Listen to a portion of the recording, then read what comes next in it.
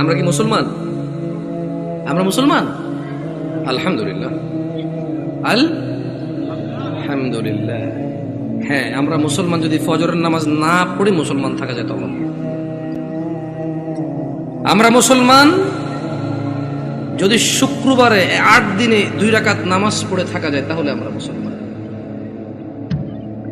দিনে 17 রাকাত, সপ্তাহে 5-7-35 ওয়াক্ত পড়ে যদি মুসলিম হতে হয় আমরা ওই মুসলমান না।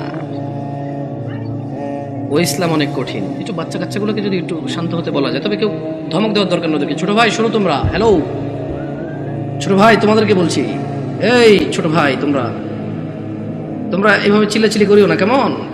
তোমরা খেলাধুলা করো, সমস্যা নেই। একটু ওই যে অবশ্য তোমাদের জন্য এই দাওয়াত কতটুকু কাজে আসবে, তোমাদের মুরব্বীদেরই তো কাজে আসবে বলে মনে হয় না। তোমরা তো এখনো কথাই বলছো না, ছোট মানুষ, 8-10 বছর বয়স। তোমাদের উপর এখনো নামাজও ফরজ হয়নি। তোমাদেরকে কি ওসিয়ত করবো বলো? 60 বছরের মানুষই মসজিদে আসে না। আমি খুব পবিত্র এরকম কি বলতেছি তাহলে? না, বলবে যে উনি তো এমন ভাবে কথা বলতেছে মনে হয় জান্নাতের সার্টিফিকেট নিয়ে আসছে। না, আমাকে এখানে আপনারা নিয়ে আসছেন কথা বলার জন্য। আর আমার কথা বলার আন্দাজ হচ্ছে যে সামনে যারা আছে তাদেরকে নিয়ে কথা বলবো। এর মানে এই নয় যে আমি এখান থেকে বাইরে আছি। আমি নিজেকে সহযোগ করে কথা বলবো। কেমন?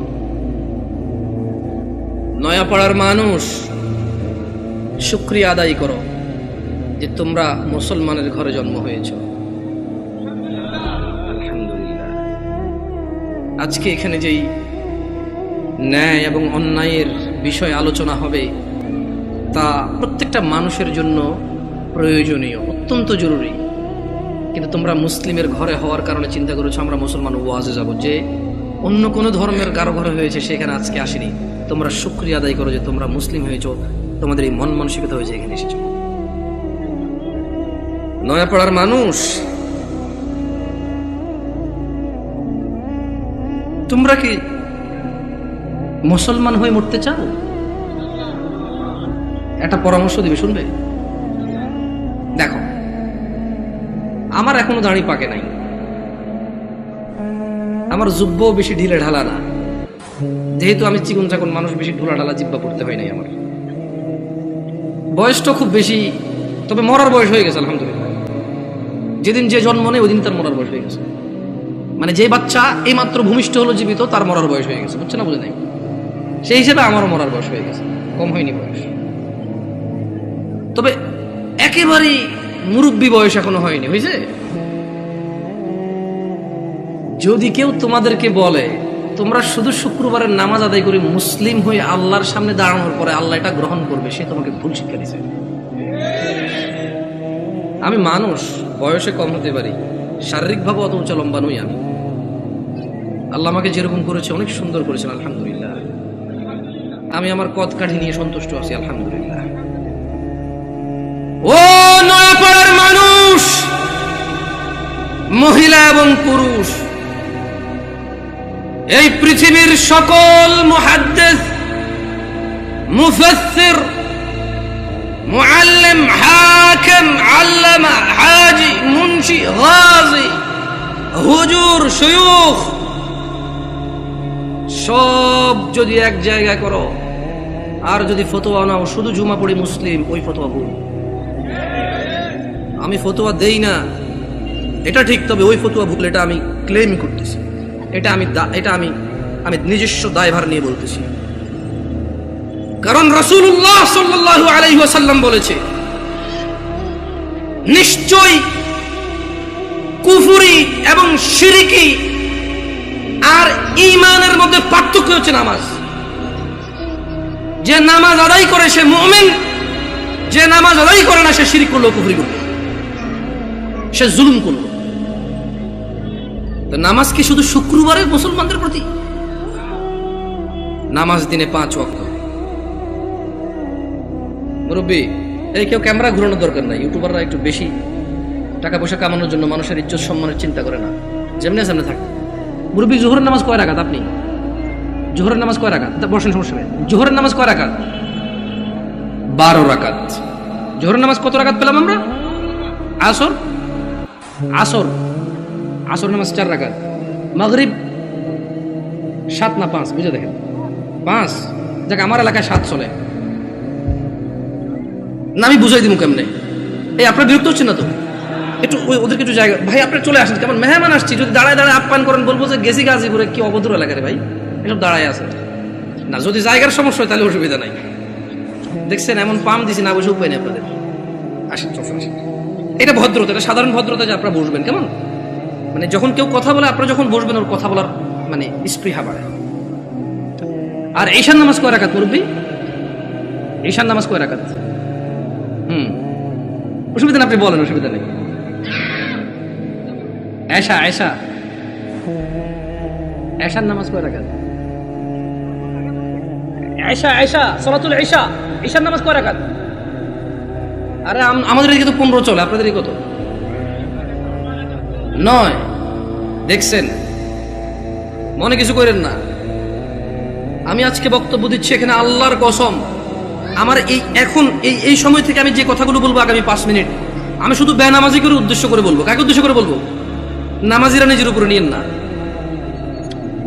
আমি এবার আমার এলাকা বলি, কুমিল্লা নাঙ্গলকোট। আমার বাড়ি কোথায়? কুমিল্লা নাঙ্গলকোট। আমার এলাকায় ফজরের নামাজ 4 রাকাত। কয় রাকাত? জোহরের নামাজ 12 রাকাত। কত রাকাত? আসরের নামাজ 8 রাকাত। কত রাকাত? মাগরিব 7 রাকাত। কত রাকাত? এটা আমার সঙ্গে সঙ্গে বলিন, কেমন ভালো লাগে শুনতে। ঈশান নামাজ 15 রাকাত। কত রাকাত? 15 রাকাত। আমি প্রশ্ন করলাম আমার আম্মারে, যে আম্মা ফজরের নামাজ 4 রাকাত কেমনে হইল? তো 2 রাকাত ফরজ। 2 রাকাত সুন্নত, 2 রাকাত ফরজ। কত হইল? আমি কইছি আম্মা ফজরের নামাজ তো ফরজ 2 রাকাত, এই ফরজের আগে 2 রাকাত সুন্নত আছে, কিন্তু এটাকে আলাদা করে বলতে হবে। এটাকে কি করে বলতে হবে? সুন্নাহ। আমি বললাম আম্মা জোহরের নামাজ কেমনে 12 রাকাত? ফজর আমি মেনে নিছি, সুন্নতে মুআক্কাদা 2 রাকাত আছে, ফরজ 2 রাকাত আছে। কত রাকাত হলো? এটাতে কোনো তর্ক করার কিছু নেই। তবে ফরজ কয় রাকাত? কোন মানে কত রাকাত না পড়লে সে লোক কুফরি করেছে? 4 রাকাত না 2 রাকাত? মানে ফজরের নামাজ একজন লোক কত রাকাত না পড়লে কুফরি করেছে? 2 না 4? 2 রাকাত না পড়লে কুফরি করেছে। বুঝেছেন আসেনি? মানে 4 রাকাত না পড়লে যে কুফরি হবে তা না। আমি কিন্তু আগে বলেছি, বেনামাজিদেরকে বলতেছি তোমরা নামাজকে ভয় পাও না। আমি এটা দায়িত্ব নিয়ে বলতেছি, অসুবিধা নেই। হ্যাঁ ইনশাআল্লাহ, ওকে। আমি বললাম আম্মা জোহরের নামাজ কেমনে গো 12 রাকাত? আমার আঞ্চলিকতা, আমার আম্মা সহজ সরল মানুষ, উনি খুব মাশাআল্লাহ নামাজি মানুষ, আল্লাহ ওনাকে কবুল করুক। তারপরও গ্রামের মানুষ যেমন হয় উনি ঠিক তেমনই, একবারে এক্সট্রা অর্ডিনারি কিছু না, ওকে। আবার একবারে নরমাল না, ঠিক গ্রামের মা। উল্টা পাল্টা গুলো আগে মারতো, হ্যাঁ একবার ঠিক গ্রামের মাই। ঝগড়া হলে দেখা যায় আরেকজনের দোষ, মাইর দিত আমগো আমার ভাইদেরকে, কত গেছস কে, ঠিক ওরকমই আমার আম্মা। তো কয় যে বড় সুন্নত 4 রাকাত। কোন সুন্নত 4 রাকাত? ফরজের আগে ফরজ 4 রাকাত। কত হইল? বললাম আম্মা ঠিক আছে 8 পাইলাম। এরপর ছোট সুন্নত 2 রাকাত। কত হইল? বললাম আম্মা 10 পর্যন্ত কিন্তু আমি বুঝছি, কারণ এখানে 6 রাকাত সুন্নতে মুআক্কাদা আছে, বাকি 2 রাকাত কেমনে এসে 12 রাকাত জোহর নামাজ হইল? 2 রাকাত নফল। আমি কেমন নফলের তো কোনো হিসাব হয় না, 4 রাকাত নফল করতে তাহলে জোহর নামাজ 14 রাকাত করা যাবে। কারণ যদি নফল 2 রাকাত অ্যাড করে যদি জোহরকে 12 বানানো যায়, তাহলে আরো 2 রাকাত নফল অ্যাড করে 14 বানানো যাবে। ওই কেমনে? আমি কিছু যেমনি 2 রাকাত অ্যাড হয়ে 12 হয়ে যায়, এমনি 2 রাকাত অ্যাড হয়ে 14। বুঝাইতে পারিনি কি? আমি কি ভুল শিক্ষা দিচ্ছি মানুষকে? আমি আমার আম্মাকে বললাম যে আম্মা 10 পর্যন্ত আমি বুঝতে পারছি যে এখানে 4 রাকাত আছে, যেটা না পড়লে মানুষ কুফরি করে, শিরিক করে, মানুষের ঈমান থাকে না, ওর মুসলমানিত্ব থাকে না। আল্লাহ নবী বলেছে মুশরিক কাফের আর মুসলমান মুমিনের মধ্যে পার্থক্য হচ্ছে নামাজ। এ হলো জোহর 4 রাকাত না পড়লে এই লোক আর এই হিন্দু বৌদ্ধ খ্রিস্টানের মধ্যে পার্থক্য তেমন কিছু থাকে না। কিন্তু আমি আমার আম্মারে বললাম যে আম্মা বাকি 6 রাকাত সুন্নতে মুআক্কাদা, এটার বিশাল বড় বেনিফিট আছে, আমি ওই বেনিফিটটাও বলবো ইনশাআল্লাহ। বললাম আম্মা 12 কেমনে হইলো তাইলে? তোরে আমি আগে বলছি 2 রাকাত নফল 12 রাকাত। বললাম আম্মা নফল অর্থ বেশি। নফল অর্থ কি?